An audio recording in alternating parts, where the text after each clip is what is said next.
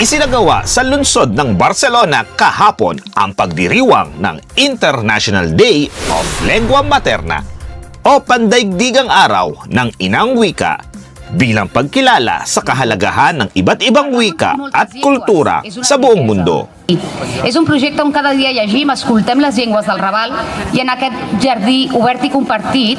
Pinangunahan ito ng Ayuntamiento de Barcelona at ginanap sa makasaysayang hardin ng Rubio Illuc, kung saan nagtipon-tipon ang iba't ibang komunidad upang ipagdiwang ang kanilang sariling wika. També és una força que s'empassa tot el que troba i ho converteix en un poti-poti greixós on es fan fonedisses identitats, llengües i cultures. Layunin ng programa na itampok ang kahalagahan ng linguistic diversity at hikayatin ang bawat komunidad na dalhin at ipagmalaki ang kanilang inang wika. Ang event po na ito ay upang ipagdiwang ang araw ng inang wika. Okay? Ito para palakasin, patatagin kung ano yung mga wika nating sinasalita. Ito po ay bilang pagpapahalaga sa ating wika, pagtataguyod ng ating wika at para makilala ang ating wika dito sa Barcelona at sa buong Catalonia.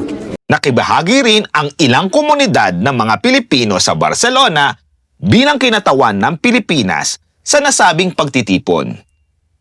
Tampok sa kanilang presentasyon ang makapagdamdaming pag-awit ng isang awiting Tagalog mula sa grupong Phil de Oro na nagbigay kulay at damdamin sa selebrasyon.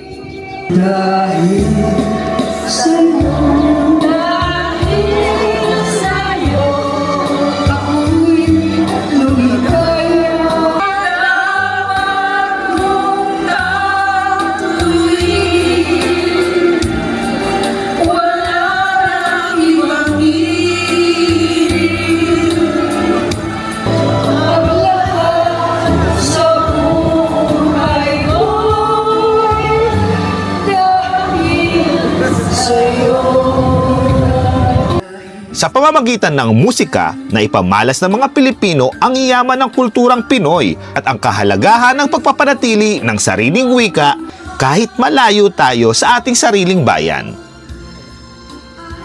Ang International Day of Mother Language ay paalala na ang bawat wika ay may kwento, identidad at kasaysayang dapat pangalagaan at ipagmalaki. Mula dito sa Barcelona, Spain, ipinapakita ng iba't ibang komunidad kabilang ang mga Pilipino na ang pagkakaiba-iba ng wika ay simbolo ng pagkakaisa at paggalang sa kultura ng bawat isa. Argentina y la meva lengua materna es el castellano. Maaari kang magbasa ng mga kwento at tula o kaya'y wala kang libro o hindi ka marunong magsalita. Pahalagahan natin ang ating wika sa pamamagitan ng pagmamahal dito, sa pamamagitan ng pagtataguyod dito, sa pamamagitan ng pagbabahagi nito sa iba pang wika ng isang plural, magalang at demokratikong Barcelona. Huwag sanang mawala ang hangaring ito at naway magpatuloy ito sa maraming taong darating. Mabuhay ang araw ng inang wika.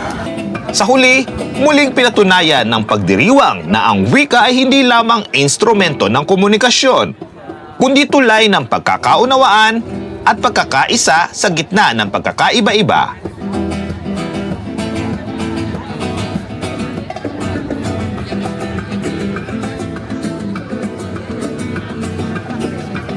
Ito ang Katambayan, pakialis ang chismis.